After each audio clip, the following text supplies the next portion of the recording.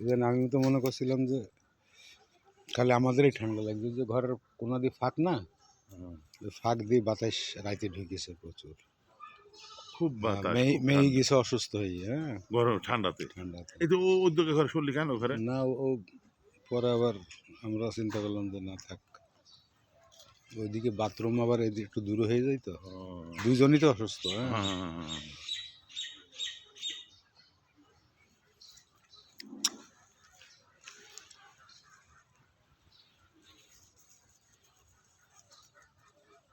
যাক, স্কুল কি এখন ছুটি নাকি?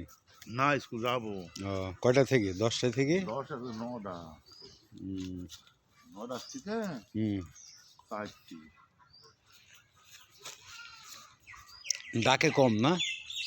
গরু? হ্যাঁ, ডাকে কম। ডাকে